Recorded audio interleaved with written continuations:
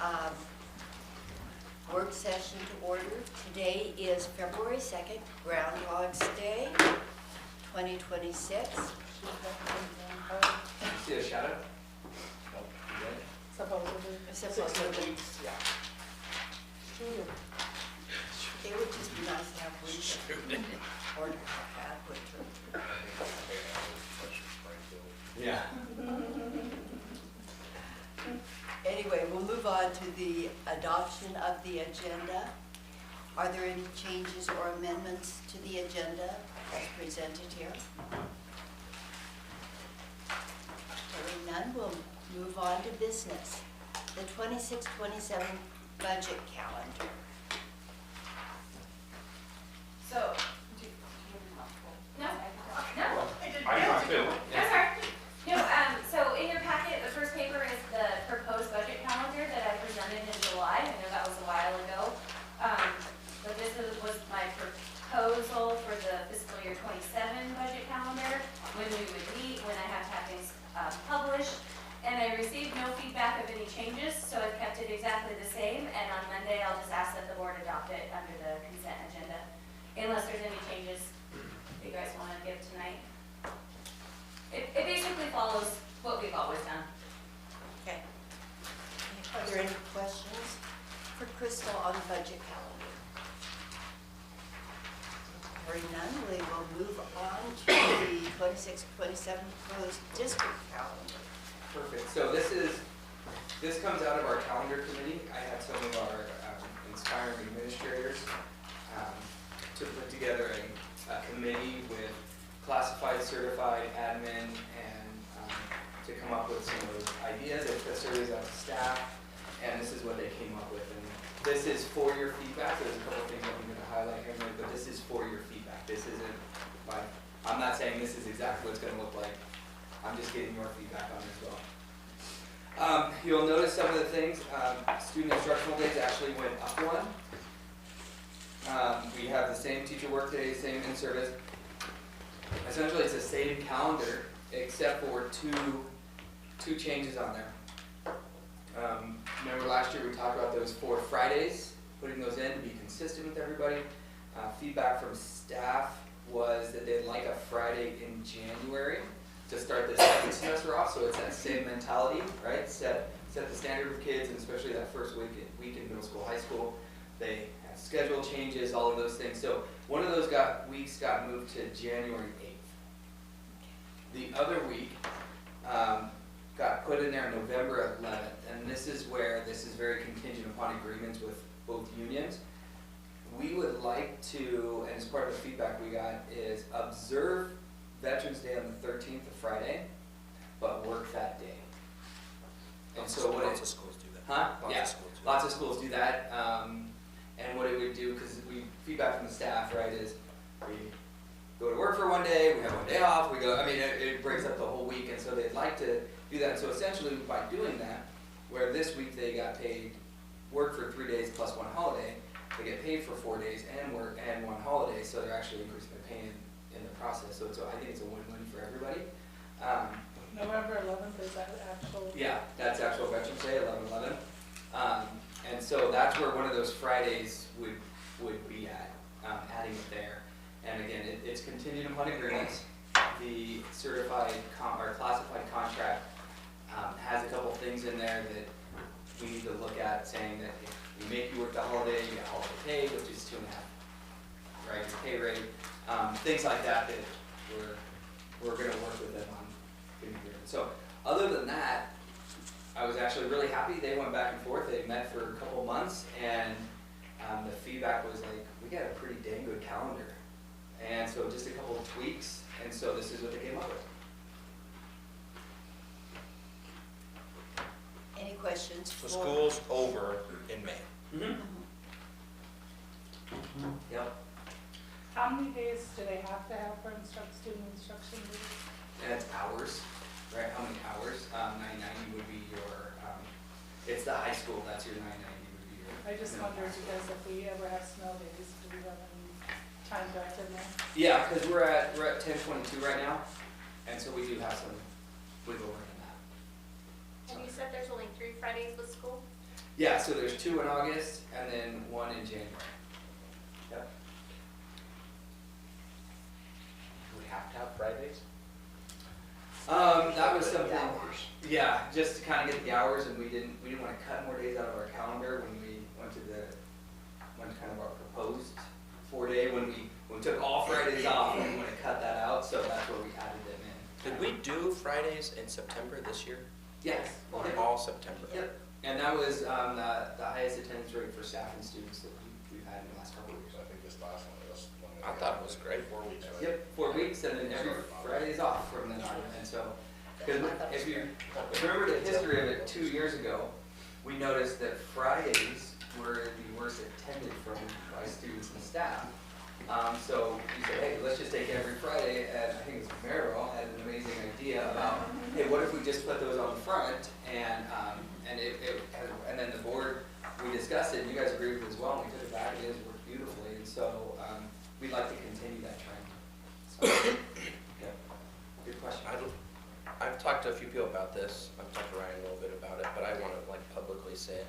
I would still love to see an option on Fridays for some form of education. I'd love to see a couple different proposals, what that would look like. I'm not like fixated on one way or the other, but if there was a way a teacher or two could be there in the school for kids to get some help and need help, I think it would be awesome. I mean, I can think of my own kids, and they come home and they're all doing homework, and they're all saying, I don't know how to do this homework, I need help, and it comes Sunday night, and they're panicking because they haven't got their homework done. And a lot of it has to do with just getting a little bit more academic support. And with not having school on Fridays, I think there's plenty of kids that could use academic support. And so I would love to see a proposal of what that could look like, whether or not it's a teacher that we pay a little bit more to come in on Fridays, or maybe every teacher does it for 1 month type of thing, but yeah. And Ryan, you have thought about some of these options. Yeah, and the good part about that option is we can explore, because the calendar is such a way that gives us the ability to add in those Fridays and what that would look like. Is it a half day? Is it, we talked about, is it, you know, 1 teacher per grade level or subject level? And so we're working on that, and the good part about this calendar is it allows us to explore those options, and is it something that is already built in CBA versus something we want to pay extra on? All of those conversations we're having right now. And I think it's, you know, look is how many kids are accessing our OTI, right?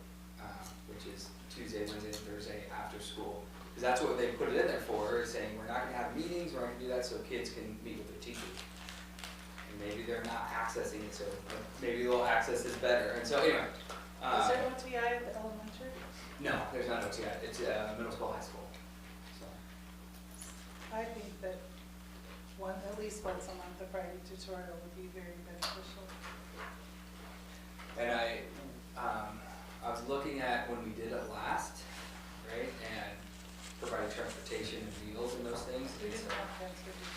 I thought we did have transportation. There had a Because I basic. remember little kids walking from the lake and fall. That helps, because that transportation would be part of the issue. Is you can't just kind of go all over and hope to pick people up. So, anyway, but yes, we are entertaining that, and then this calendar works well with that idea. You said the word tutorial. Is that different than what I described? I don't know what tutorial is. We called it tutorial, and every teacher was supposed to invite 3 or 4 kids, thinking that maybe 2 or 3 would come. And we invited kids who needed extra help on either reading or math or something. Or kids who just wanted to.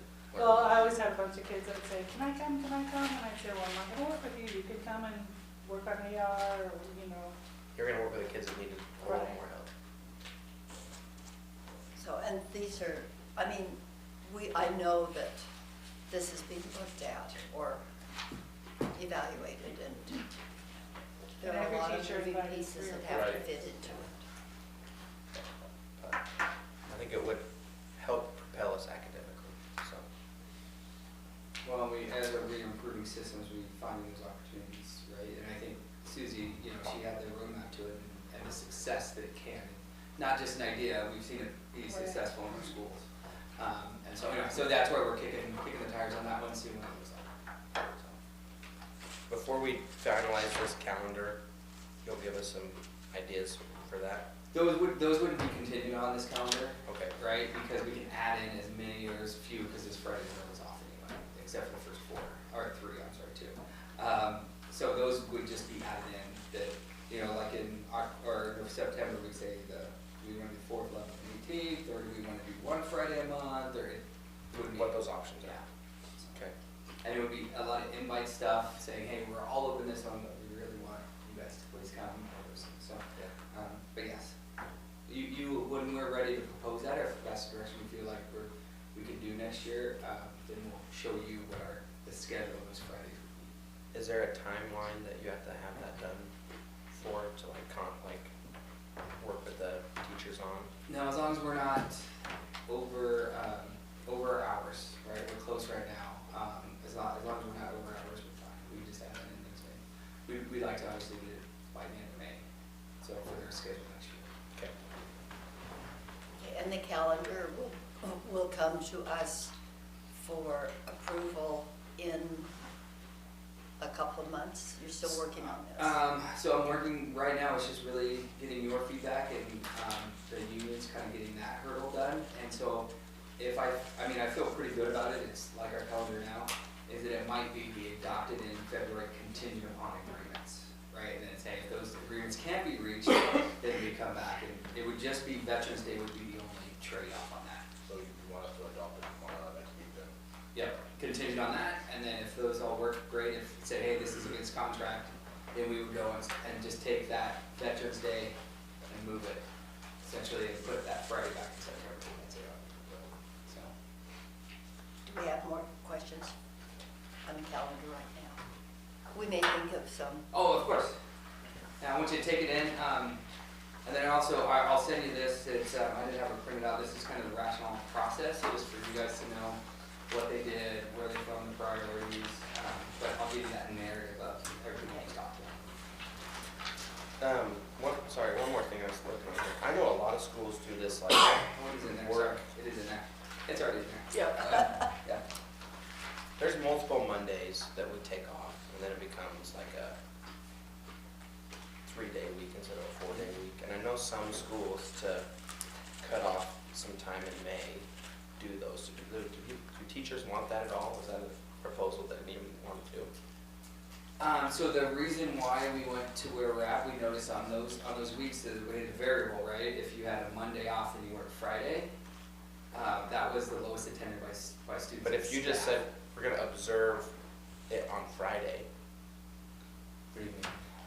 I know some schools do this where they say, let's say, what, February, that Monday, we're gonna do school then. We're gonna have Friday be the day that we observe that. Basically like, So like Like Martin Luther Veterans King Day. Day. I think we're gonna talk about Veterans Day, right? Yeah. I know schools have done that. I'm not proposing we have to do it, I know schools do that in order to shorten the calendar. But, Yeah, 'cause I or just- take off the Fridays or something that, We haven't gone that far into it, to be honest with you, that feedback, saying, hey, we want to keep shortening it up. I don't think us doing anything to shorten the length of the year would be best for students, right? I mean, even small little increments there at a longer period is rather than condensed with a longer break. And that's what the summer slide is. And so the longer time you're having between those instructions, actually, the more slide you're going to see in summer. So that would be something we could look at, but I haven't heard any feedback saying we want to propose getting out earlier. We're only talking, what, 3 days? Yeah. Yeah, that's what I yeah, see. it's just those really awkward 3-day weeks. Yeah, where it's like, Memorial Day, MLK, and then President's Day would be the only ones. and some people like those because they can take trips and vacations on those. But other people like it, that you could take off some of the Fridays in August, or you could shorten the weeks, but. Okay, and then to follow up on Susie's question about snow days, we actually don't have snow days because we can shift into an online situation in that.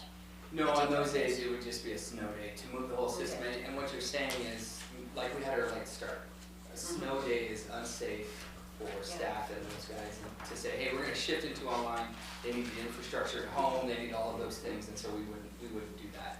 So we have a couple days we can absorb, if it goes too far, like Snowpocalypse, that we would have to add it onto start adding some Fridays. That's probably what we would look first, is try to add some of those Fridays in, to say, hey, to make up, you gotta be here this Friday. So, that's how we would do it.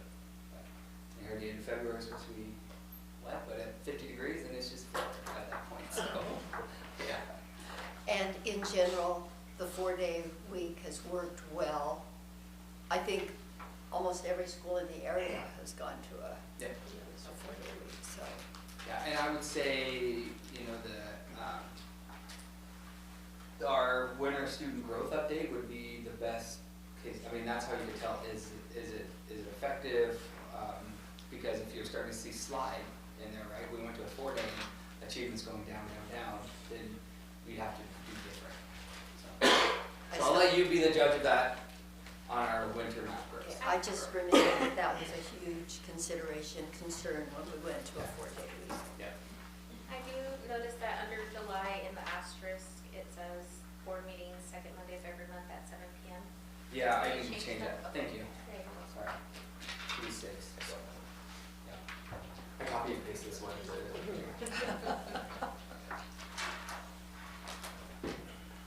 Perfect. Any other questions or feedback? Again, any feedback you guys see when you're looking for, you talk to people, send it my way. So. If no other questions, we'll move on then to policy JCEP, interdistrict transfer deadline, which we do every year, correct? Yep, we do every year. We set those dates, usually we do it June 15, 16. And then for brick and mortar, and then we add a date in there, or for the virtual, we have everything done by the end of July, right? July 30th, and then in December would be the other one. It'd be August 7th, December 18th, so it's like first semester, second semester for virtual, and then June 15th, that summer date for in-person. Have there been any issues with these dates? No. Yeah. Well, there have been when people have missed them, but other than that, not. And I guess that's what I mean, are we having lots of issues with people missing the dates? Is there anything else we need? All right, I'm seeing head shaking now everywhere, so. Yeah. So I run a report, I have spreadsheets, that everyone that's currently on an interdistrict, and then if by chance there's one that I've missed, I pull a report from Synergy. And I send out letters the first part of April and say, the board set this date of June 15th, this is our deadline, here's the papers for next year. So they get copies of this, they get the forms that they need to fill out. So the only ones we've kind of noticed that don't hit the deadline are new to the district that don't know, even on one of our sites. Okay. Ballpark, how many do we have that are in our district? We have about 80 average. Mostly from Ontario? Yes. How many did you say? About 80 average 80. usually. I heard 8 and then 80, and I wasn't sure which one. And don't we give them that report in August usually? In August, you see that report where it has how many kids coming in, how many kids going out. We're plus right now, even without NBS. So, cool. Just how many kids do we have who should be coming here to NISA from our district who are going out? Yeah, and I can share that report with you guys again, so you can see who's going out and where they're going. Mainly Yeah. people that have always gone there and love them. We don't have a lot of new transfers out. We're seeing mostly new transfers. And that's part of the system we're building. I like to hear that. Me too. Are there any other questions on the interdistrict transfers? We'll move on then to the 2026 board scholarship. So I just typed out what we did last year for the criteria. You guys decided on it 25% for GPA, essay, letters of recommendation, and involvement. We went back to just the 5 $1,000 scholarships last year.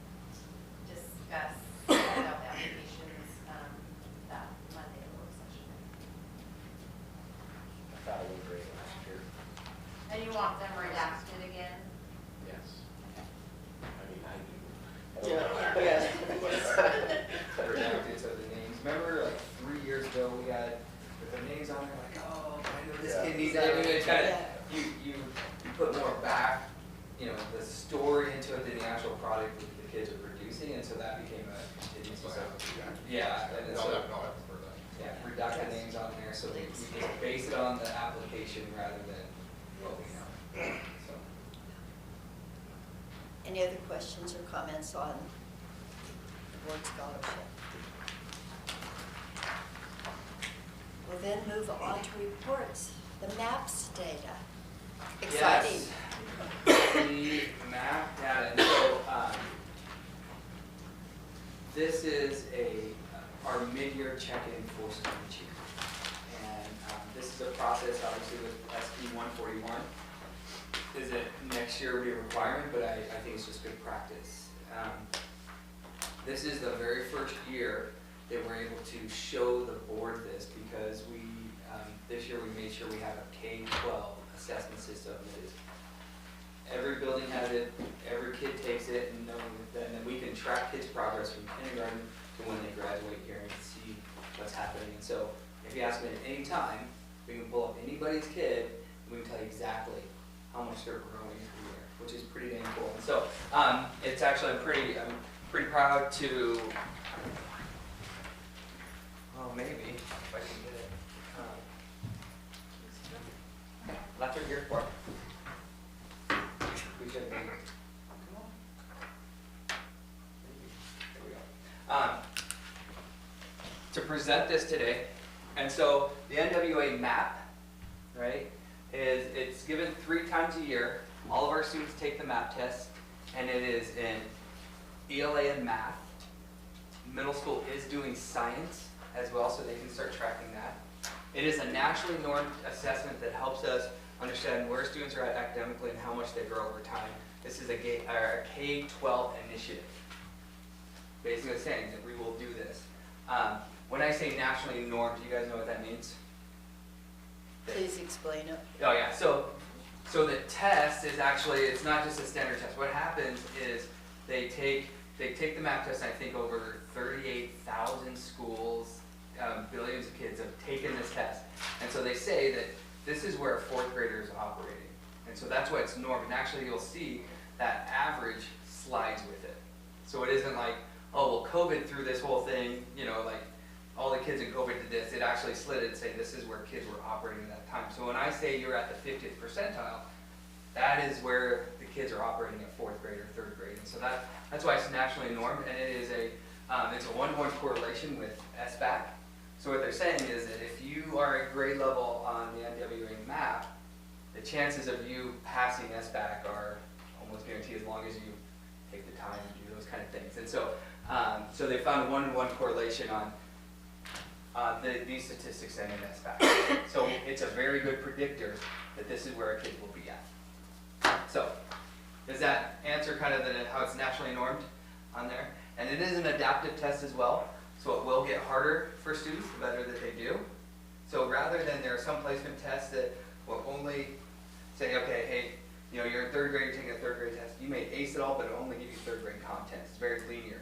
This isn't, it gets harder and more difficult based on you, so it could really start zoning in on the areas you need and say, hey, like in math, really good at math, geometry isn't his area, we'll go down here to make sure they find where you're at and then go back, rather than saying, geometry put you here, you're going to stay at 2nd grade. And so it is very adaptive to our kids, so we can zone in on what they need. And so here really what it answers for us, are students learning and are they growing at the rate expected? For the 2 questions that you guys should be asking as a school board. Are students learning and are they growing at the rate that we expect? So you'll see right here, and this is how I broke down. These are the easiest way for me to present the information to you and the community on where our kids are going. There are 2 different kind of areas. This quadrant chart, and I really like the quadrant chart. So what it tells you is it put the kids in there. Right down here means low achievement, low growth. Up here means high achievement, low growth. Here is high achievement, high growth. High achievement, low growth. Did that? You guys understand that? So what you don't want, right? You don't want kids down here. Even here, you're saying our high kids aren't really moving. So they say that, you know, Jasmine came in, she was really smart, but she's actually not growing. That's an issue. So we're not pushing our hire kids. But here is where you want it. And so it's an easy way to scatter everybody on there and to show where most of the clusters live. What you want to, I mean, really you want to see, probably you'll see right in here most of today, but this, like, these are outliers of like whatever we're doing there, keep it going. Here I call this a thermometer. It's not a thermometer, but I just know it from John Hattie's work. This is really you're below, you're really far below grade level, you're 2 years below or more. This is passing, this is exceeding, this is about average in here, right? And then this is your concerns. And so when you'll see this, so you'll see what percentages, and is red getting bigger or is red getting smaller? That means the percentage of kids. So if that's 100%, and if the red is getting bigger, it means that's an issue. What we want to see is this start getting bigger and these getting smaller. And so you'll see like red's going down. If this goes down, this one should go up because those kids are now moving and they're less far behind than they used to be. So you'll be seeing that. So, so I'll present it this way today. So hopefully it's really basic and clear so the community can see this is where our kids are going. Historically on SBAC tests for the past 10 years, we're about 30 to 35% achievement. That's where we're at. No, it's not a celebration, but that's it, right? That's where we're at. I mean, no matter what, we see, sometimes we have some blips in there, but that's where we live. So. And that number right there is what we did this last time, 38%. And so that's average, right? Every grade level has their things. We know that. That's the average across our school. It's about 35% for ELA and math. If you just look at all of those percentages, that's about where we're at. What's the 38 that was on there? From back there. Sorry, I jumped. No, that's fine. Should be able to. Oh, so this is below the mean, like 38th percentile. This right here is your 50th percentile. So that means that's average. So, but that number doesn't reflect. No, what's no, right there. this is just norms. There's no information on here. That just tells you, like right here is the 64th percentile. So everybody in green is a 64th percentile. That doesn't Everybody represent here us at all. in orange is the 45th percentile. Just push this a little bit right there. The little desk. That's what I call it. Yeah. Perfect. So go over. So you'll see the quadrant. So you see where we're at math. This is our growth and achievement. So right now you're saying, this is elementary only. Huge celebration. This is the 50th percentile, means that's the norm. Where we usually live right here about the 35th. So automatically we're seeing that our kids are actually academically, they're getting higher than we've seen before. And if you look at our growth, right, they're actually, and you'll see that in a minute, they're actually growing more than most kids are in nationally, or nationally. So not only, right, we have some pockets here, but our kids are actually, they're going above what we had before, and they're growing faster than we've ever had before. Any questions on what that means? How do we push them on the achievements scale? So you'll see, and I'll show you a comparative. I'll show you comparative with last year here in a second, so you can see where they're going, right? So you look at trend lines. It can't all happen at once, right? But you see trend lines, and that's what's important. So go to the next one for me. Last year, here was our average. Right? This is the median for all year. Here's where we're at this year. We are right in the nationally normed average for where our kids should be, which is, I know it sounds weird, huge celebration for us. Especially when historically, we've been down to 35% that way. Really good state. And you'll see where we're growing, right? This right here, this is where we're living right now. This is just in elementary math. High growth. Achievement hasn't come yet, but it will, because our kids are growing faster than average. That's a great thing, right? Go to the next one for me. Here's a breakdown so you can see it a little different. So, right, so we see right here, we went from the achievement from 34th percentile to 33rd. That's an area of concern for us. Kindergarten, what's going on? We know we had some kindergarten teachers that were gone most of the first semester, so there's some things in there. But we look at like first grade, right? They went from 46th, which is below average, to now they're above average on achievement. That's amazing. They should stay at the 46th percentile if it's average. Because, right, that's 1 year's growth for 1 year's work as they stay here. So what are we seeing right now? That everybody stays here from fall to winter, our kids are actually going up.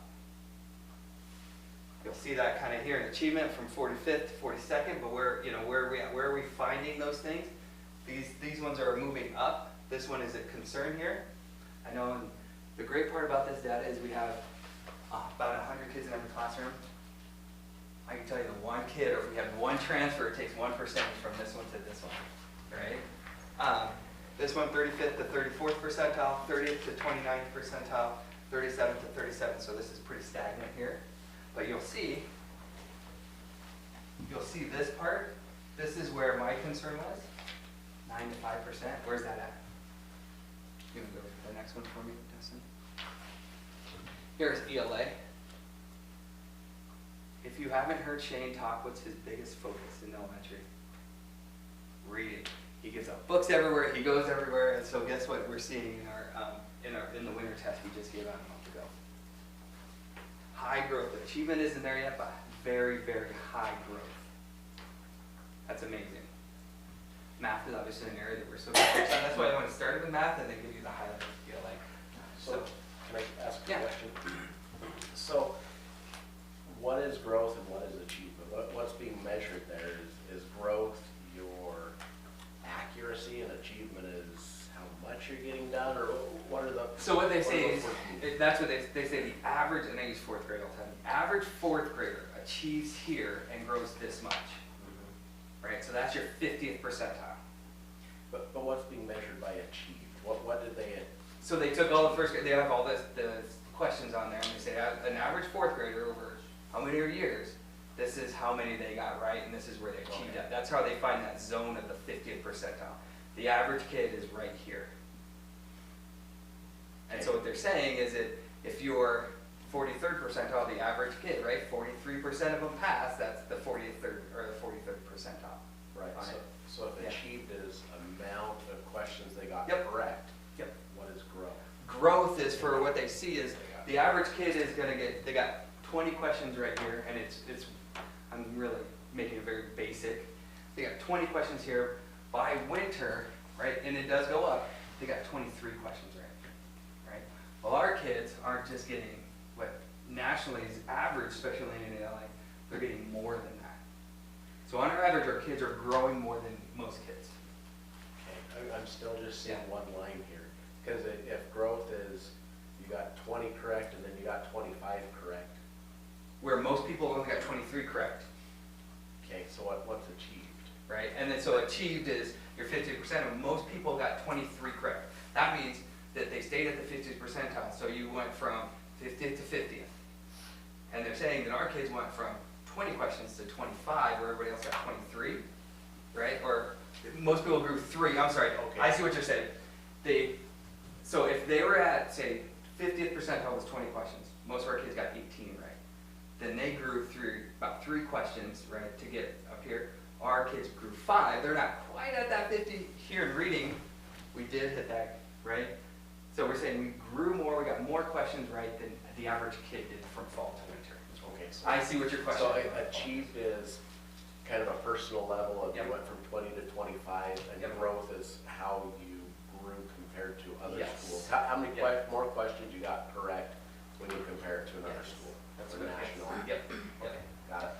Did you guys understand that where we worked in and out of that one? Sorry, I apologize. I see what your question is. I split Justin's. Yeah, it was for the first time. Yeah. Just start asking them, Yeah. okay. So anyway, so if you see this is great, right? They're here and they're actually growing. The achievement isn't here at averaging, but look where we're growing. We're above this line. This line is that average mark here and here. This is a really, really good thing. We want to see like I said, last one. Why is that first grade moving so much? But this is an amazing thing for us. So here's the distribution. We didn't have kindergarten ELA fall achievement data because we just thought in the fall it was too much. We did give them the winter. But you'll see kind of where we're at with our achievement, 38 to 41st, 33rd to 36th, 29th to 42nd. That's amazing. We're getting it. We're finally seeing growth again. We've been stagnant for so long. It's pretty awesome. There are some pockets in there that you see here in a second, right? But if you look here, I mean, we are pushing more kids above that 50th percentile. It's just down here. What happened here? So, and this could have been, you know, a kid was on the line here. He just kind of fell back. 2 kids did. So, move to the next one. Middle school math. Same thing. Here's our average growth and achievement for middle school math. That's what this one is here. But we are above that 40%. 8th grade is actually pushing it as far as we're seeing the most growth in 8th grade. 6th and 7th grade, we're not where we want to be at, but we're seeing better growth. So there's actually 6th grade, we're not. I'll show you what 6th grade growth looks like, but I think that's an important measure for us. So we went from the 42nd to the 38th. So here, we're moving some kids up, but we're moving some kids at the top. So that's something we're looking at. Here we're staying pretty standard. We've actually moved more kids to exceeding or above that. And then you'll see this is actually really cool. In 8th grade, 42nd to 47th percentile growth. And 5% increase is pretty cool. High school, any questions about middle school, where they're at? Let's go middle school ELA. And you'll see the same thing. Is cool. And I tell people, like, it's working. Right? When I gave my presentation on Wednesday, and somebody said, well, why are we seeing this? So I shared this, right? Why are you guys seeing the growth? Why are you seeing that starting to slow tick? It's going to go faster, right? But we're seeing that now. I said, it's 1,000 things that we've done better and right that make one big difference. You can't just put your finger on it. When I showed them, the top said leadership from the border in the classroom, that's one of the little things that we did was different. Having a study session, that's another little thing we did different. And so, anyway, so that's where you're seeing all of this work come in. Here's our average right here, above that 60%. Click that. What's the last year comparison there? Yeah. So this was the first year we could compare that data. This is the first year we did the K-12 initiative for Magic. Yeah. So we could, when SBAC comes out, we can look at the difference of that. And so this is just a really good predictor of what's going to happen. So you'll see.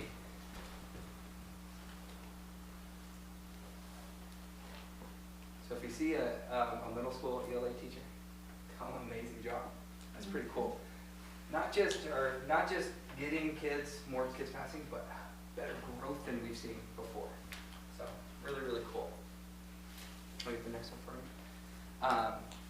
High school math.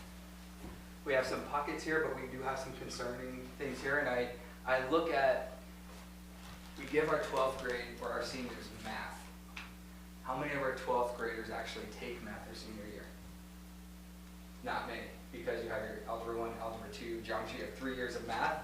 So usually their senior year, you're not seeing it. You'll see upper growth a lot more in their calculus and those things, but and so I looked at that and said, oh, well, there might be a little difference in there. But I do think most of the seniors that we took are advanced ones.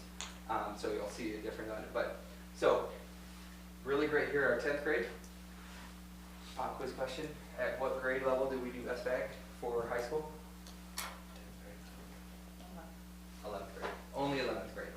So they get it 3rd all the way to 8th, skip 9th and 10th, and then do 11th. So next slide for me. So you'll see this. Awesome growth.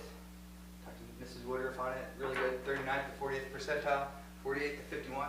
Great growth. Getting there. You would, like I said, you would expect to see 39th to 39th if they're doing average, but they're not. Here was that area that I said was concerned. These two areas, 47th to 35th, and 55th to 48th. So, next slide. High school ELA. Really, really good thing. This one's and ninth graders going for it. Really cool.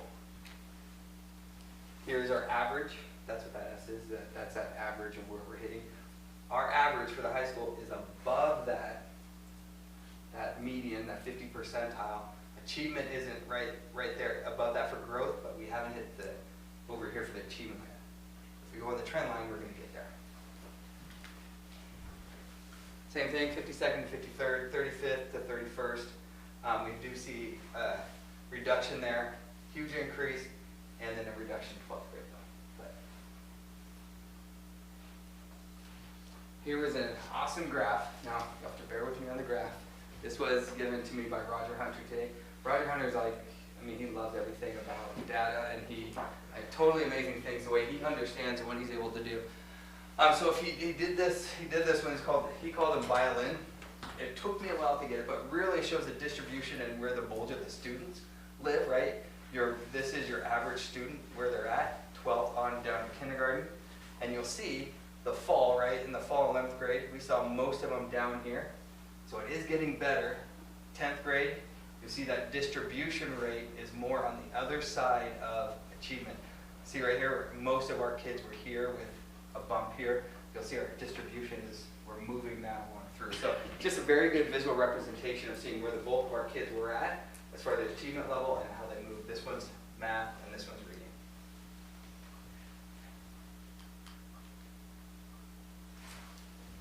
One more, I think I have one more slide. So here's the key takeaways. We are seeing, on average, more than average growth than what we should see. That's like if you work at a job and they say, hey Maribel, I'm going to pay you this much money. And then at the end of the year say, hey, guess what? You made more than that, right? That's a celebration. You're getting more than expected. So you got a bonus. Good work. We are on track to have the best scores in 10 years. And we need to keep doing what's working. That more than anything is it, right? Is it's working. Don't stop. And the last one, this is a celebration for our student staff community. It is everybody. From the boardroom to the classroom, it is really everybody. It is a huge celebration for where we're at right now. We'll see what happens at SBAC, but it's a pretty good predictor. We presented this to the elementary as an S-wish. Congratulations, good job, keep working hard, keep the gas pedal down. Now it's not time to let up, because we're seeing it. So you'll see that trend line is going to start doing this. Pretty amazing things. So, any questions about all that data? Yeah. There's some questions. Are there any areas that you look across there and you think we need to give more support to certain areas? You know, whether that's helping teachers with their curriculum or, you know, different staff. Like, is there anything you take away from that you like highlight things that you want to do? Absolutely. So what we do, and I highlight elementary because this is the second year we really using this data. We have our data team meetings. We take that to them. We say, okay, what resources do you need? Where are the areas? So if luckily we break that down in, like ELA would be a good example. We're noticing in second grade, their biggest deficit is phonemic blends or something like that. So we're able to attach not only the intervention and the people where it is needed the most. So we actually do look at that, and it's more drilled down than what you guys see. Right, because then I'll meet with the second grade team, or Shane and Tricia do, right, and we look at that and then, okay, let's break that down to classroom, let's break that classroom down to kids, and then so we can really stay on point where it's needed to have the most growth. Great, that's a perfect question, because that's what we need to do, deploy resources where we need. Yeah, I'm just thinking, how can we support our teachers in a way that, obviously you can pick areas where these people, like, we're struggling, you know, like the math. Yeah, math was a big one in high school. How can we support our math teachers better? And part of it is we worked on, Kathleen and Luke and the math team, is how do we restructure high school a little different? So we're in talks right now to just say, like, because what we see is from the pathway from 6th, 7th, all the way up to high school, it's a little skewed in there, because if you're an advanced 6th grade, right, you're getting part 7th, part 8th grade standards.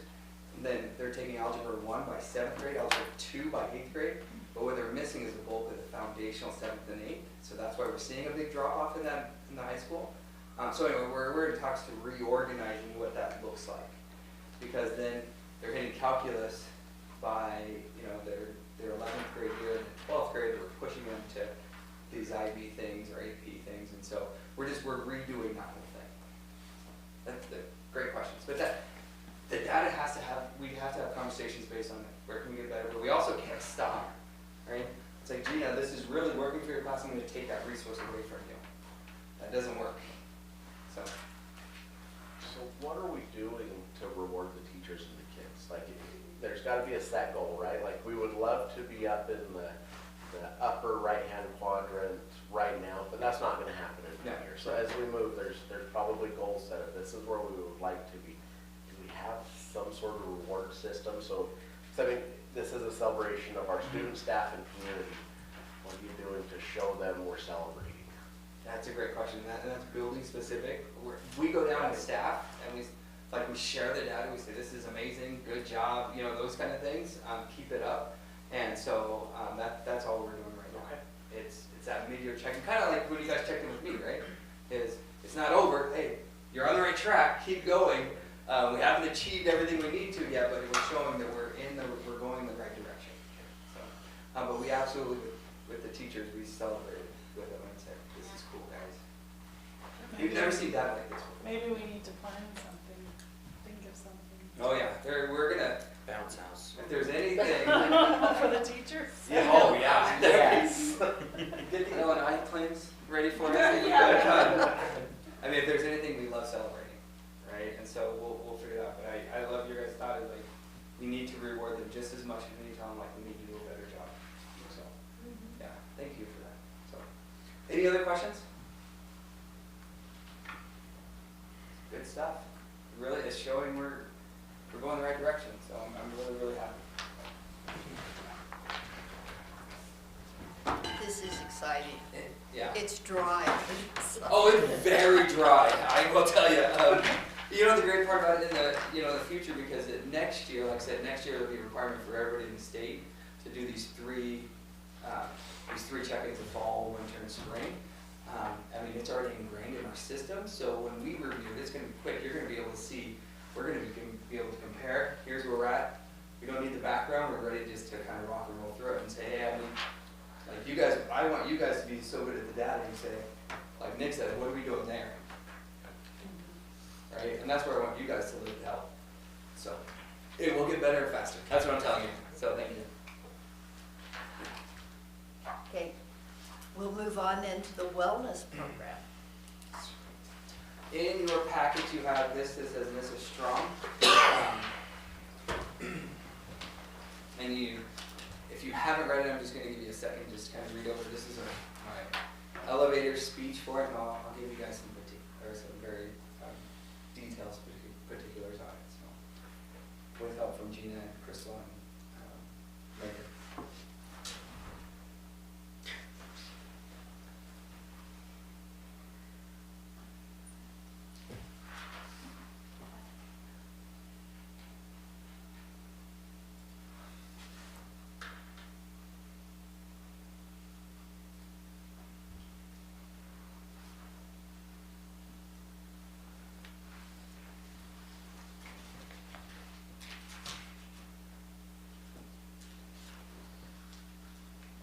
I think it's very exciting that you've partnered with the health center to work So- through this.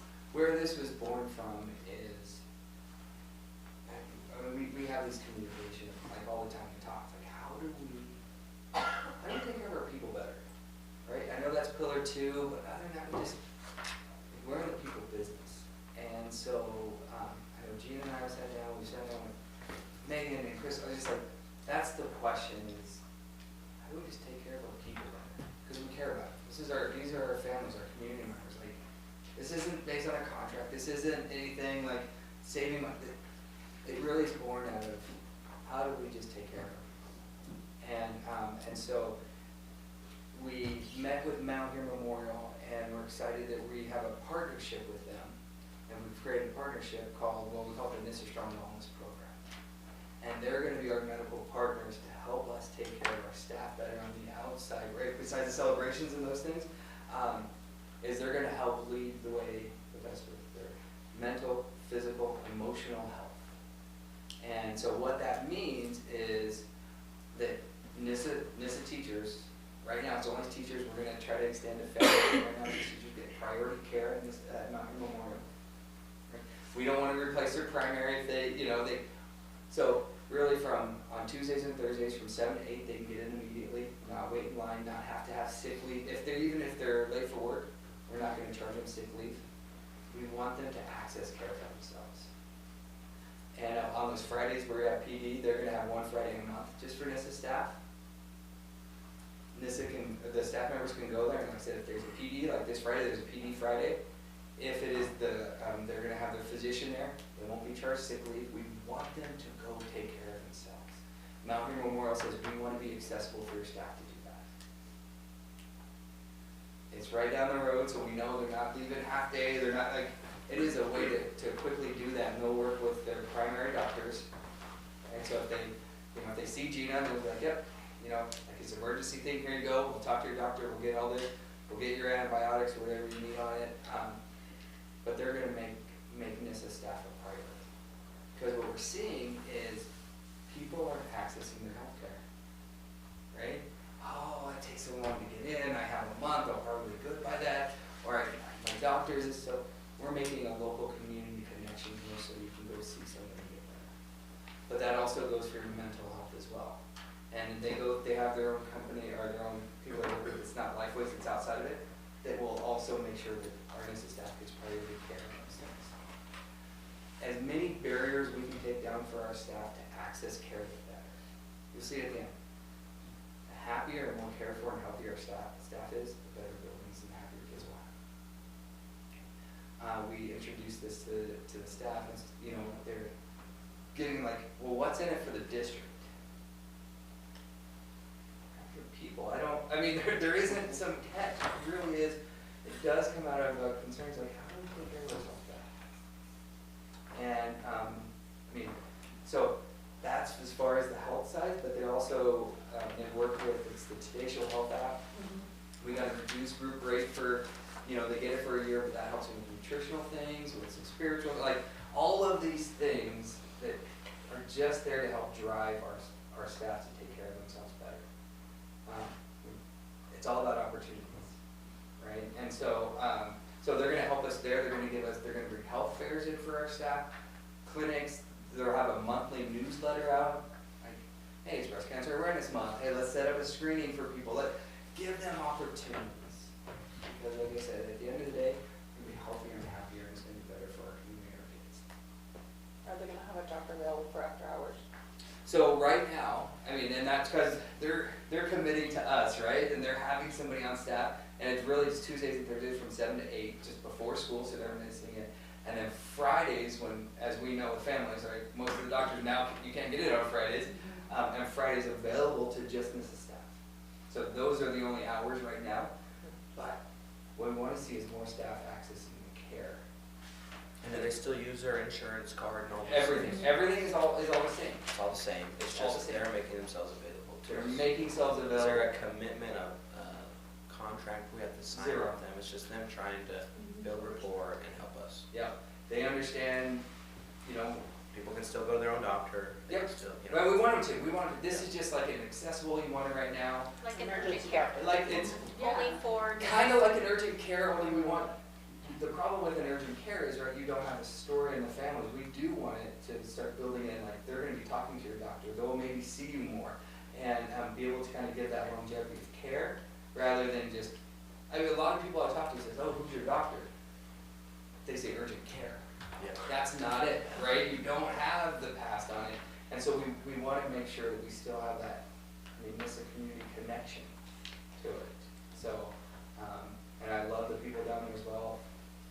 Gina's already checked, and they're already approved peer group Gardner Care, which is another thing that our insurance gives OEDB, where they get access to $1,200, $1,400, another $1,400 to access preferred providers.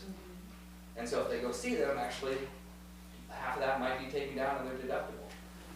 And so not only easier access, quicker access, they don't have to, if they miss work, they don't have to miss a lot of it. We'll cover it. They don't have to take their sick leave.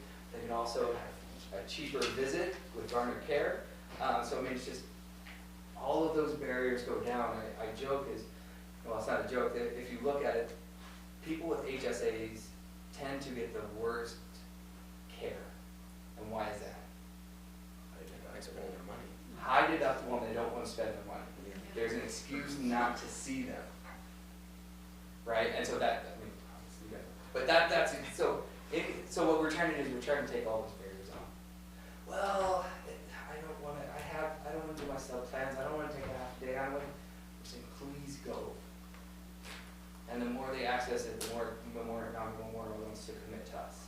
So it's amazing when I say a partnership and how cool they are saying, we want to be here for the Nissus School District. Okay, Have this our employees taken advantage? So, yeah, they're starting to, a couple of them have, I can't share I the did stories. it. Good. I can't say that because it's not my place, but, yeah. Yeah, no, I had a really great experience. It just so happened that my primary care provider was leaving her practice, and so I needed a new one. So I established care here with one of the doctors and have had a really great experience, was able to get in before 8 o'clock, do what I needed to do, get to work on time, you know, so it's really nice to have that access. And they said that if they need more providers in the future, if they start seeing a big influx of employees come in, they'd be willing to look at hiring more providers and things too. So I think it'll be a great resource for our district and for the community. Because we'll grow them as well, Mhm. right? I mean, it's mutually beneficial. Have other districts questioned you about this program or? So here's the great part. Never seen anything like this before. And we're brand new, right? We talked to staff last Monday. Mhm. And so we're just kind of rolling that out. And this is, I mean, it's really born out of any other idea, anything we've seen. In other words, just like, how do we take care of our people together? And we had a great partner like Mount Airy Memorial said, well, we want to be a part of this journey with you guys. Mhm. And so, this is kind of what we have. There's a big folder with a lot of other little things kind of broken down and what the wellness is and those things. But that's just the basic element. While we're on the topic of health, are there any other health initiatives the school does? I mean, I think of like my employees. I have some employees that sit for their job all day. And like I worry about them because number one, it's hard to be healthy when you sit all day. Your back hurts, your neck hurts, then you don't exert energy, so you typically gain weight. I mean, it's a very difficult thing to sit all day as a job, and we have plenty of employees that have to do that. Are there any other health initiatives we've done for some of our staff for that? There's not, OABB has done some things like with Weight Watchers and those things to start generating that. I know as the board has said, that's one of the reasons why we made the weight room accessible. 10 years ago saying we want staff to come in and use it. And so for staff, we want to make it accessible. So just those little things, but it hasn't been kind of this focus, and I think that's Mount Airy Memorial helping us saying, hey, let's look at some nutrition things. Let's look at setting some goals. I relate it to, we have American Fidelity come in, and they ask you about your financial, like, right, hey, you have life insurance, you have those things, right? Well, we want to do the same thing with Mount Airy Memorial, come in and say, hey, when's the last time you had a checkup? Hey, how active are you? And so it's the same thing, right? We want to make people healthy financially and protecting those things. We also physically want to do it. And so that's something in the works that we're saying, how do we get that set up, bill appropriately, because I say it's like a flu shot, right? And so because it is a checkup with your doctor, and so. Are there any, I know a lot of companies do this, like incentive things out there, like, you know, we get some type of fit tracker and incentivize people that are stepping more, things like that. I think as OABB does that, with Moda, and I think you can get a free Fitbit tracker through that. There's a lot of things OABB does really, really well that helps promote those things. I just think it's missing a personal connection. You have to make it a culture of who we are. Mhm. Yeah. And I don't know how we can do that, Yeah. but it's evident we need to make it a culture of who we are, that we try to eat healthy, we try to move a lot, we try to do that. Like if our staff's doing it, better chance our kids are gonna do it. So. Well, They did, I was just gonna say, they did put out a survey as well, that they were asking some of those questions, like, in having a virtual Pilates class, or, you know, something like that, or even an in-person one. But I think depending on the feedback they get back, they will help to kind of cater those things too. So it'll be interesting to see how much feedback they get back from those surveys and where Maybe it have goes some from there. building competition where you step, you get, you know, maybe you get a prize at the, I don't know, just some ideas. I think thought we're that on at one track. time we had a walking group or some, the district had a walking group or something.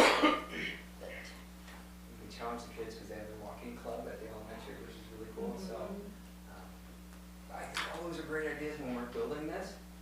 They need ideas, like how can we take care of our staff better? And those are no cost kind of things, right? Like, And even if it was a little bit of cost, like it'll save, I mean, if we have 1 million sick days because someone's unhealthy, that's more expensive than like taking care of people, so.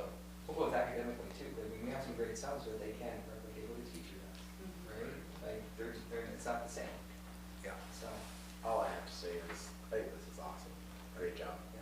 Like, so that what is a cool about, idea. what do they have for the mental and the emotional health? So not only do they have some telehealth things, they give priority and they connect them to providers Oh, that so that it would they're put us to connected. priority, so that's part of the issue, especially when you're looking at those, people don't wanna talk about it, or they, do I just call Life Place and say, hey, I need somebody, like, I mean, so they help, again, break those barriers down, just say, go talk to this person, or, and so they help with all those Well, things. that's why I was asking, because emotional and mental health are one area that we could all probably use some help with, but we never talk about it. Yeah. And you never access or look Yeah.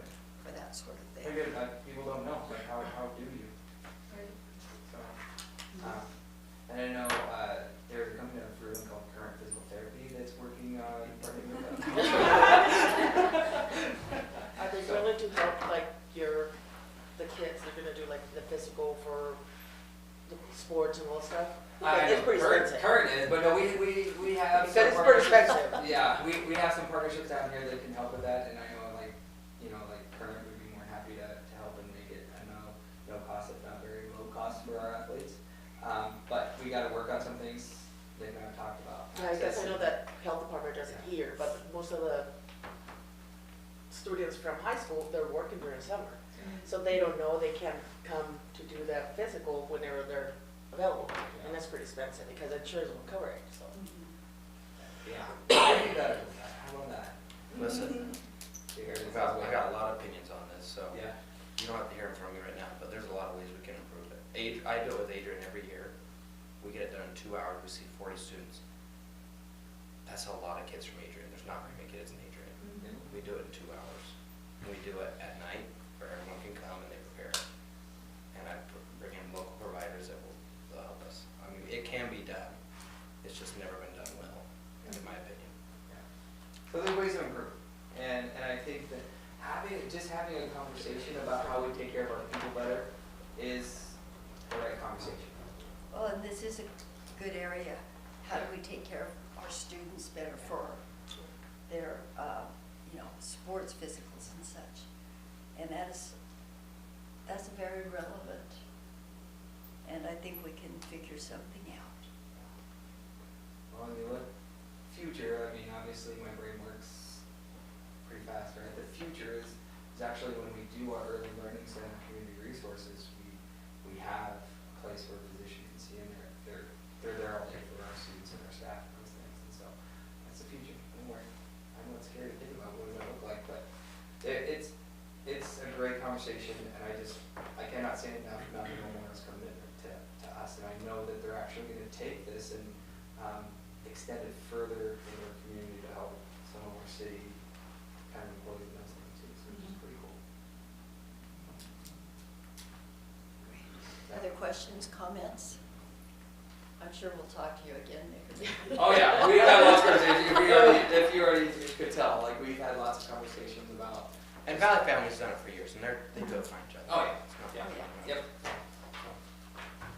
Perfect, thank you. So anyway, and you will give us an update in the next few months about how the wellness program is. Yeah, and I can give you an update, like how many of them are really accessing it, if they put in leave, like, so, I'm not gonna use it, like Gina went, right, but she was able to get in early, didn't have to use it, so unless she said something, I wouldn't know she went back here. So, I mean, just those things, and hopefully they can give us maybe some, 30,000 foot anecdotal. We had 400 something appointments this week from our staff, and so, but we'll work on how to tell you if it's working really well or not. Yeah, I mean, that's, So. the question is it working?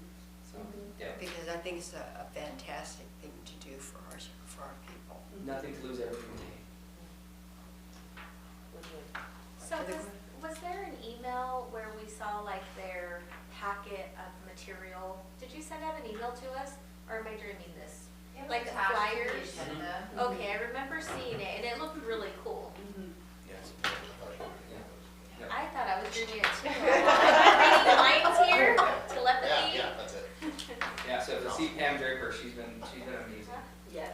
So she gets what we're trying to build, and we are building a rebuilding community. So, Okay, shall we move on to our policy review? I know you're all really excited about that.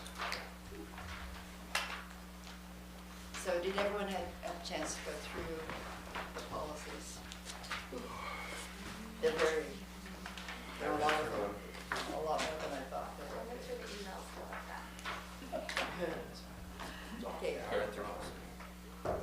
I will say, and I've talked to Ryan about this, it bothers me in these policies that they talk about 10 school days as, duration, but then it talks about 30 days. And I think it should be consistent, we should either say, if we're gonna say school days, we need to say that those are 30 calendar days or whatever. But yes. that is something that really bothered me as I went through these. So, anyone else have comments? Okay, again, our civil rights coordinator is our Title IX coordinator. Okay. I see that you're really doused up and we're excited about that. Okay, did anyone see anything in these policies that they wanted to bring up? That really bothered me. This time. There were a couple of things that I could use a little tweak here and there, but it wasn't anything that I thought was worth bringing up. Mark that down on the calendar, that's not a question about it. Yeah. Should we note that and put it in the notes, please? That I have no input. Yeah, no input. So We want that in the. Mark this momentous occasion, if we could put it on that rock down there, just to make It's sure. like a verse. Or go through any ones? Yeah, we will. Under the district goals, it says ensure that all students, regardless of linguistic background, culture, race, sex, capability, or geographic location. I'm wondering, do we need to put sexual orientation in that? And that's just a comment and a question. That's in district goals. The code is What's it 8. already say? Which one is that? District goals, number 1 says that all students, and it talks about culture, race, sex, capability, or geographic location. I'm just asking, do we need to put sexual orientation in that? So, Can I make a recommendation for it? Could we take this question to our equity committee and get their Okay. feedback on it? Would that be good? So we could say, hey, We're planning on meeting this month. I haven't set the date yet, but that was my plan already. So okay, that might be a good, definitely address to it. run that by, I mean, just saying, hey, when you think about this, and get their feedback. Again, it's just their feedback to me, because they're my committee, They're your right? And then I can present to you kind of my thoughts. Would that be okay? That's fine with me. I mean, these were just questions that I saw as I went through here. Okay,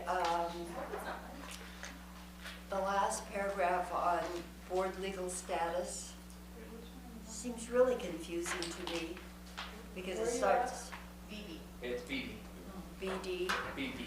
BB, board legal status. It seems really confusing to me because when they start talking about appointing a board member to fill a vacancy, those last two sentences seem kind of, they could be written better so that we fully understood that, you know, if you get elected at the next election, then that your election only goes until that term for position number 3 ends or something. And it's not really clear there. So I'm just saying that's kind of confusing. I might have some lingo from the county, from the lady that I always send all of our election stuff to, because she explained it to me. I'll see if I can find that and see if what she wrote better somewhere.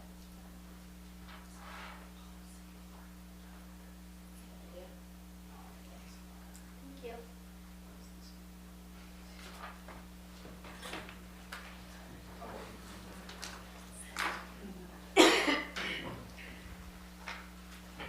Okay, in the next one, board member qualifications.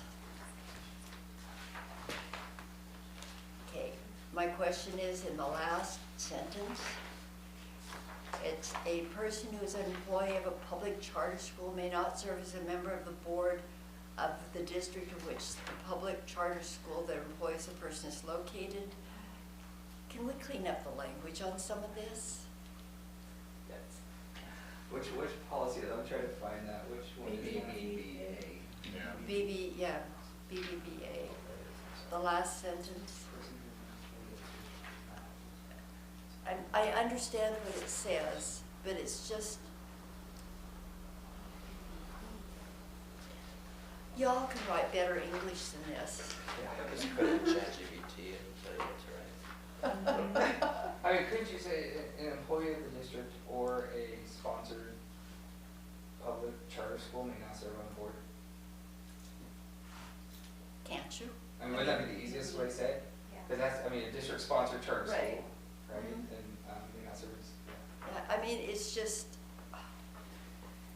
Too much for But does that remove It's the verbose. geographic restriction that's put in here? Like if they were an employee of a charter school in Idaho, but lived here. well, you have to be still- sponsored by the district, right? By So this it's district. Because, Okay. yeah, because you're, even a charter school, that money still goes through the district, and they make the decision on how much Okay. kind of goes to that, so it would be, I mean, you can work at any charter school, I think, we had a former board member that worked at a charter school, right, and, that's fine, but because she wasn't making her own policies or her own decisions on her employment, so. well, or if it's a private charter school. Yeah, so, but if it's a sponsored in your boundary charter school, then, you can't be a member of the board. What's that? Slight conflict. Yeah, and that's exactly, it's a conflict of interest Yeah. at that point, that's all it's saying, is, it's a conflict of interest. We can say that in fewer words, Mhm. make it more clear. Okay, under I know. policy BBA, district powers or board powers and duties. Part 3, the first sentence, it says that, the last sentence of that first little bunch of blurbs, the board will evaluate the superintendent's performance. I think that we need to put at least annually on there. The board will evaluate the superintendent's performance at least annually. Right there. Oh, the last sentence in the And then first the part. word, yeah. Oh, Right there. This is more of like BBA. right here, Yeah, right there. where we're in superintendent performance annually. At least annually. I mean, I just think that that should be added, or annually or whatever, because it just says, we'll evaluate the superintendent's performance. It could be one every 15 years. No, Wait, isn't that in his contract? Like, possibly, but Yeah. this is in the it's in your policy. contract, so, I don't know if it needs to be in policy. No, it's 100. Well, what if you write a different contract? And then it would say that was never. Put in your No. 15 years. But I do think there's some superseding You just have to tax it. state level ones, right, that they have I've to. told him that so many times. I'm sorry, but if my son is calling me, yeah. Most of them point out related to higher training anyway. Yeah, It's fine, I don't think it's pretty bad to have in there. we can have the word annually, I like annually. Not big deal. I mean, I think an annual evaluation is a good thing for the board I'd like to and for the evaluate them quarterly, but Weekly? Uh, I'm just kidding. I think quarterly would be, I mean, less than what you do now, so I'm good. No. Yeah, so we could put it in, at a minimum annually or something of that nature.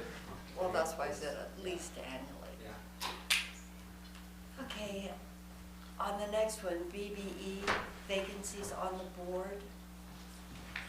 We don't use zones, but we talk about a zone. And I'm just asking, in this policy, do we need, because we don't have zones here, do we need to have that information about the zones in here? I know Adrian elects from zones. Yeah. So it's just a question.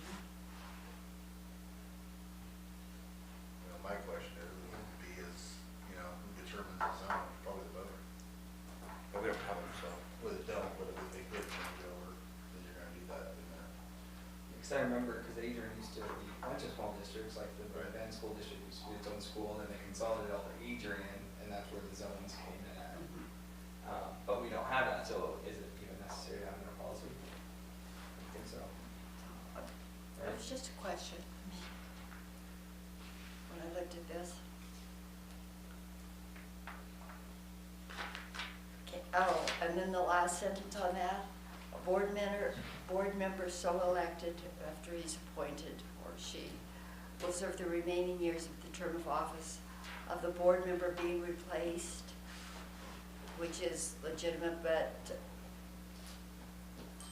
we need to make sure that, and I think it says in item 2 that the person appointed needs to run for election in the next district election in order to fill the remaining term of that office. But I wasn't quite sure. It seems like you got two different things going on there, though. You've got an appointed board member and some sort of election instead of an appointment. So I don't know that that language is even necessary since we just do appointments. But see, once you're appointed, you have to run for, if you want to stay in the seat, you need to run for election in the next district election. Right, and that's why I don't think this last section would even be needed, because it says the board member so elected as a Okay. replacement will serve the remaining years of the term of office, but we don't do elections, we just do appointments, and so then, yes, they would have to run the next one, but this is just saying somebody who's elected as a replacement would serve only the remaining term. I think you're right, I think those two conflict with each other, and I just don't think that last part's needed, given that we don't do elections for appointees.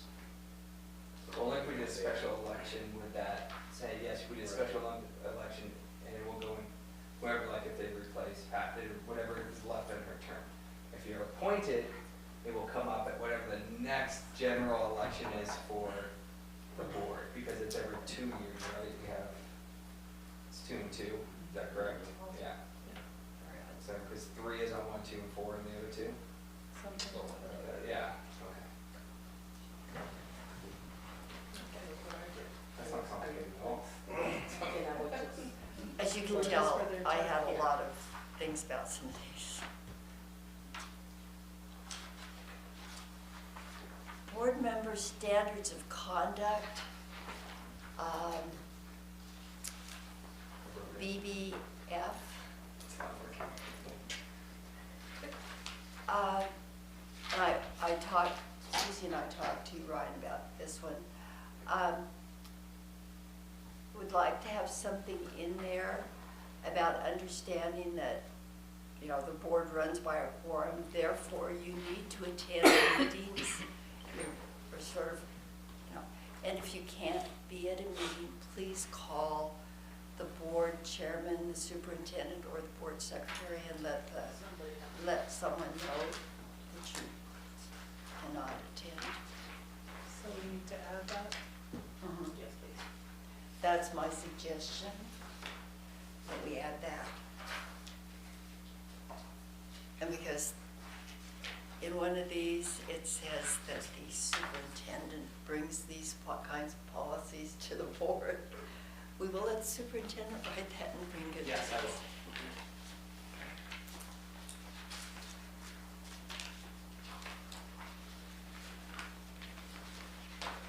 Okay. Board member ethics and conflict of interest. My only comment on this is that it's very verbose. Why can't it just say, you know, the board member, a relative of the board member and or his or her spouse? You know, that is a conflict of interest, but it doesn't, it goes through quite a lengthy thing about relationships, and that relationship includes the spouse. And I would My bet those gosh. are statutory definitions. I don't know that for sure, but I bet it's either in the statutes or the Oregon administrative rules Okay. that define. well, that would make sense. It's because just the it way is they in read, statute. they read very much like the statute definition. Please check on that to make sure that that's the way the law is written. Wait, what was that again? My computer works, so I don't have it pulled up, I apologize. BBFA. Just typing to see. BBFA. I got it, right. Okay, thank you. Jeez, thanks.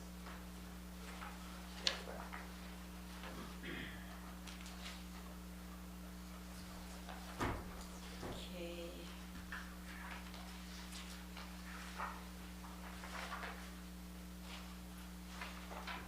On to BCB, board officers.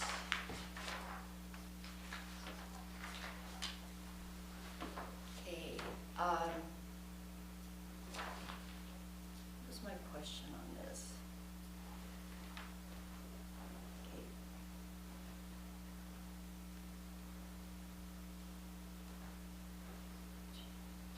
Okay. Okay, on the executive secretary, item 2, prepare and distribute minutes in advance for approval at the next board meeting. I had a question on that about executive session minutes.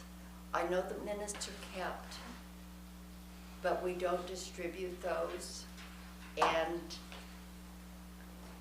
does it need to be said that minutes, except for executive session minutes, or, you know, how the board can access executive session minutes? Does anything need to be, you know, pointed out about those minutes? You need to remember that there's also other policies, so there is like an executive session policy, there's like. Okay, yes, 'cause it is superintendent addressed evaluation again. policy. So there's other policies, so if you don't necessarily have to have everything written in this one, because then this one will lead you to another policy. Does that make sense?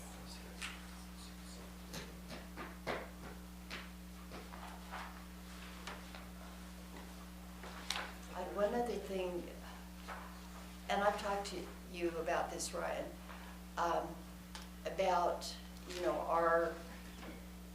our meetings are all recorded, and I've talked to you, mentioned to you that there's sort of, the videotapes are kept in like perpetuity, is that the correct word?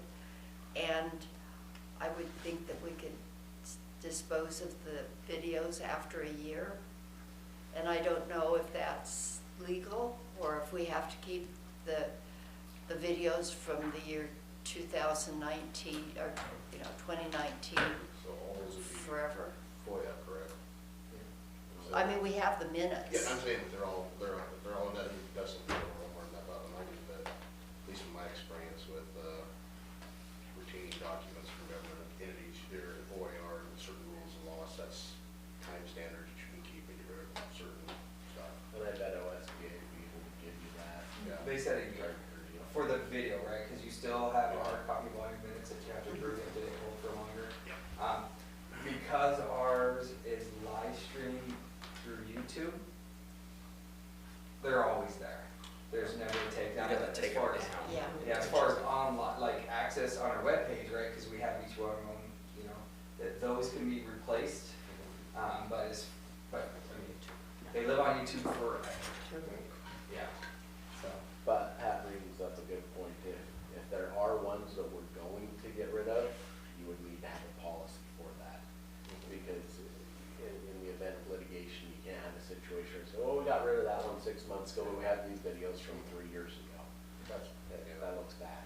and that's what they said, is just kind of set that limit. Right. There's nothing defined as far as the videos, right, you have to keep these records, but there's nothing defined in there. So I said, so he said, my year is fine, he said, yeah, you just replace them, that's about fine, but you guys have to define what that looks like. So, but again, Okay, there's so- no getting rid of videos for us. Okay, well, part of my concern is that because a lot of those are not dated, The videos? yeah, I thought they are dated. They are. but And- but can't a section of that video be taken out and, used for nefarious purposes? Yes. They don't even have to take it out, they can just create videos that look like Yeah. us, so. Right now, Yeah. they can say whatever you want in that Somebody video. might create a video of us stumbling through norms and what 50 percentile is, I mean, maybe. So that's- Already working. All that AI or celebrating, Yeah, there You it can is. find these online though, in order, Mhm. the dates on them. Yeah. Yeah, they're on there. Yeah, because I've gone back to look at Yeah. some, but I was thinking, that's a lot Yeah. of junk in some instances. Okay, just the questions. The next one, board meetings, BDBDA. Okay, all board meetings will be held, and that is the last paragraph on that page. No meetings will be held at a place where discrimination on the basis of disability, race, creed, color, sex, sexual orientation, gender identity, etc. is practiced. What happens if you don't know? You have a meeting at some place where that is practiced and you don't know that. I mean, are you liable? I would imagine. Well, now our meeting's here, so. Just, Dustin's house. That's honestly. That wasn't the meeting. That wasn't the meeting. Yep. yeah, that Exactly. was a social gathering. I think that's part of it is you doing your due diligence in meetings, because they are public meetings, and you're saying the public's coming in there, that you'd have to do due diligence on them, then you know where you're having it. But I was it's just a question, because some of these are a little specific. Oh, why did I have this one? Oh. On the next page, it talks about, if requested to do at least 48 hours before a meeting held in public, the board should make good faith effort to provide an interpreter for hearing impaired persons. It only talks about hearing impaired individuals. What about someone who does not speak the same language and You can translate. Yeah, multiple translators are. I'm just Don't we have asking. those little, they had. Well, but the difference is that this is a disability. So this is under the ADA, Is there a vision that should be in there? That wouldn't surprise me. I mean, if there's some sort of transgender that's needed to accommodate a disability, I mean, I don't know that we have to have a policy on it, but yes, the law is, you have to make reasonable accommodations for somebody with a disability for a public meeting. Well, my concern was just simply, it was just one type of disability. Right. Yeah, I guess what I'm getting at is language wouldn't be on there because there's so many different languages. We don't have to accommodate different languages, but we do have to accommodate disabilities. But you're right, it wouldn't hurt something to broaden that out, to include more, because if somebody has a disability that requires an interpreter, and they give us the 48 hours notice, then do what we can reasonably do. I like the to provide reasonable an accommodation interpreter. wording. Right, Yeah. right, yeah, I mean, that, the ADA is full of reasonable accommodations, so. Which, you know, is fun because say this is reasonable, this is not reasonable, then it becomes very, very subjective. So, Yeah, that's what we're broad lawyers, if they value for is it reasonable or not. so, no, I think that comes in a public meeting one. I think it's very explicit, it says hearing impaired. Okay. It's not a requirement. I mean, you as the board and as a school district, if somebody says, hey, can I get somebody, an interpreter, we absolutely will try to do. I just, by law, it, you know, doesn't have to be in policy. Don't forget, Megan puts it on our agenda at the beginning, and this gets posted. It says, do you want me to read it? Yes. Meeting location is accessible to persons with disabilities. A request for an interpreter for the hearing impaired or for other accommodations for persons with disabilities should be made at least 48 hours before the meeting to Ms. Lynn. I guess we're phone number. Perfect, so that's good. We have to do that. And she even sent this in Spanish anyway, so. And that's pretty broad. Yeah. It goes in Spanish. Yeah. Goes in Spanish. And we did have, the Braille provided for the student that needed the Braille Yeah. accommodation, so that was like awesome, I love that. For the volunteer, yeah, that was really cool. That was really Do cool. we have a printer that prints in Braille? Is that how you did that? No, well, it wasn't ours, but we had, because of their mentor, I guess, that, you know, they have access to it and they did it for us, Okay. so, which is pretty cool. But we used to, because we had 2 students that needed it, so. I think it was like,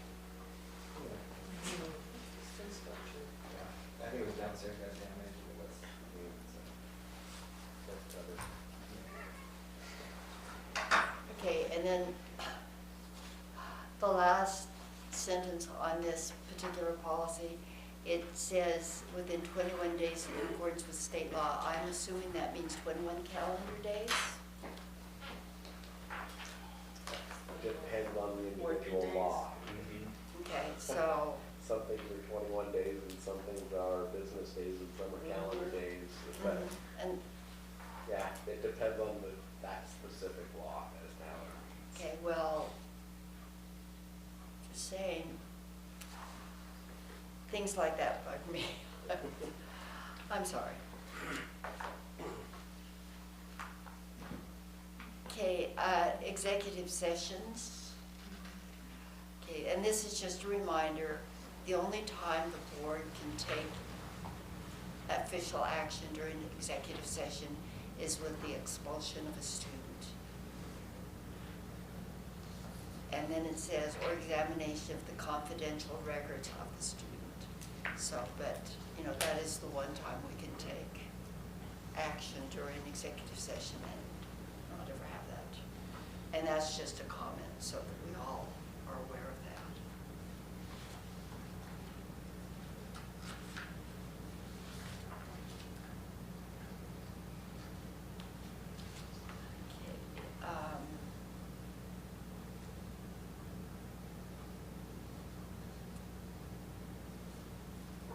Okay, okay, under board meeting agenda, the second or the paragraph that starts appropriate auxiliary aids and services may include but are not limited to. Does that include, didn't we get some interpreter hearing phones or something? Yeah. So that includes those, correct?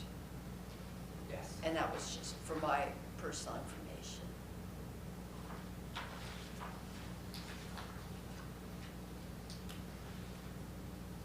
Okay, again, minutes of board meetings, there's a sentence that starts, all minutes will be available to the public within a reasonable time.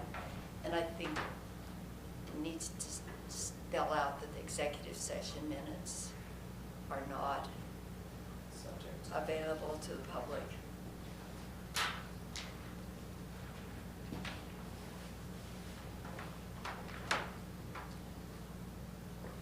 Public comments at board meetings. I think, you know, we allowed a lot, 3 minutes per public comment, and I think that needs to be in here. I mean, it's found in the body of the policy down towards the very bottom, but I think we need to put it in someplace a little more prominent that 3 minutes are allowed. Then there's also, under procedures for oral public comment, it talks about a person speaking during the public comment portion of the meeting should state their name, whether they're a resident of the district and speaking for an organization. And I think the person should, it's not just should, but will state their name. And I don't care if they state the name as Mickey Mouse, they need to state what their name is. I mean, I think that's only polite and considerate of all of us. And number 2, it does say will submit their name. I think Sydney, they have to submit their name, but they don't have to announce it. Yeah, they don't have to announce it.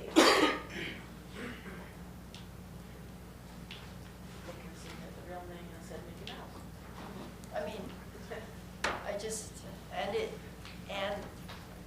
if they're a member of the district, I think that's important.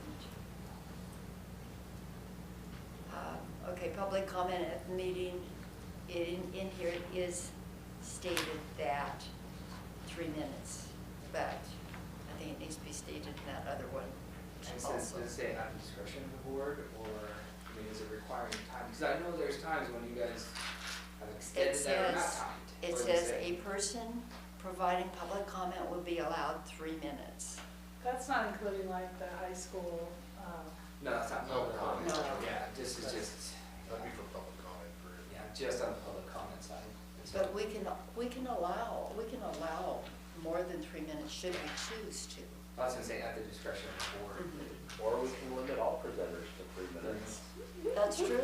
because I know city council, All they just presenters. press the Oh. button and say you're done. Yeah. Oh. But I don't know. Been I here think- for 9 months and no one's gone more than one. Can we do that for this speech? Yeah, I think it's a- Well, I can tell you a couple of years ago, we had some, No, really? Yes. There's some that you need to restrict, is what you're saying? Yes. yes. Yeah. So, but, Yeah. So, yeah, no, that was my other thing, is at the discretion, adding at the discretion of the board. Is that at the discretion in the moment? Well, it kind of depends, right? Is, say, somebody wants to come in, you have nobody else on it, you say, you know, we'll give you, But we're you not would gonna time it. tell us ahead of time, like, so-and-so's coming and they're really mad at you guys for this, and they're gonna complain for, you know, blah, blah, blah. Do we start with you only have 3 minutes? Is that what the typical? Yeah. Yes. You know, my thoughts, I don't know why we have to title it like that in there in a policy anyway. You should just, it should be at the discretion of the board and you set it where it goes. But you stick to it. And again, the public comments are, we allow that. It's not necessarily has to happen. But you're gonna have those ones that may come in here. Sure, they can come in and they can talk or they can speak their mind, whether they're happy, unhappy, or whatever they want to talk about. But you're gonna have those ones that come out here to get it out of hand and then you deal with those if you have a 3-minute policy. Do you cut them off? Do you? Yeah, you got 3 minutes. If nothing inappropriate, we can have one at a time. Yeah. I mean, I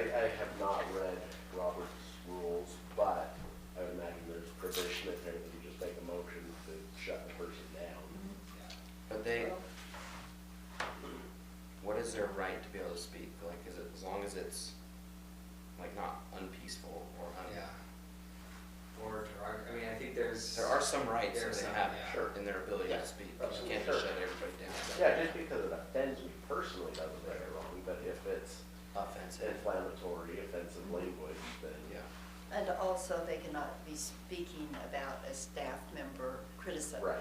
You know, and that's just a standard. They You can't. look out the other way too, it can be like, I really like what you're saying, keep going, keep going.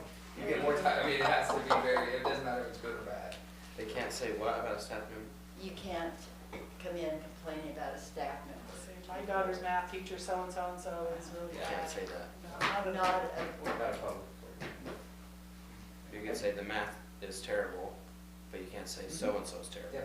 that's right. We would just refer them. Yeah, you can't say, Nick hardly heard my back because blah, blah, blah. Yeah, yeah. No, I just heard my back. You need a staff. Yeah, we just, they would just say, please go to KL and talk to the superintendent, and we'll usually say.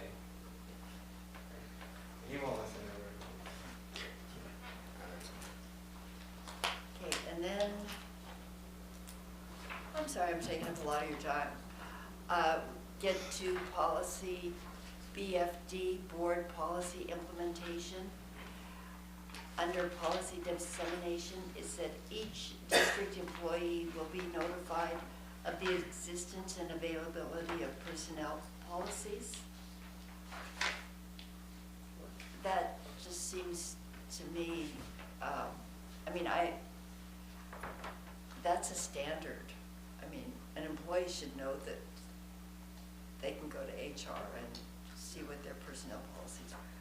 But I understand why it's in here. I just wanted to point it out that seemed to be overdoing some of the things. Okay. And then my last comment, aren't you guys glad I'm getting done? Orientation of new board members. Down at the very bottom.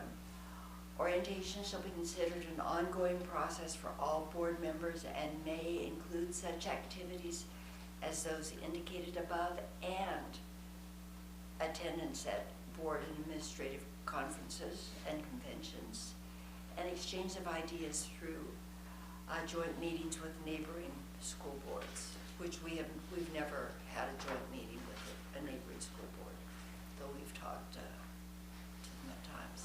Anyway. We do the regional, but it's not a joint meeting. It's not hard to have the joint meetings or actual meetings that take place within the district.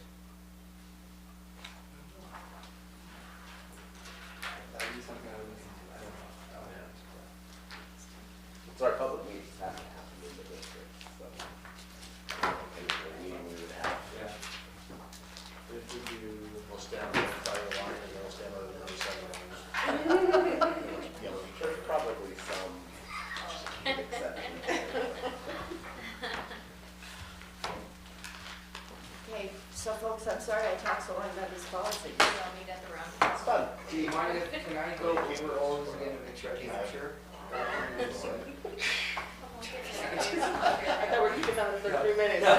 She will give you, I will- there's stickies here. She never his face like, no. She I will will have have, stickies. I'm like, I will have some of those notes down and see if that's what you have reflected. I have some things here and then I'll take Okay. some notes, just to see if that's something you guys discussed and would like to see. So, anyway, just, Okay, that's fun. all right. If no one has anything else to say about the policies, A and B, and I will go over those with you, Ryan, sometime. We'll move on to an executive session, which will be a short one, I'm sure.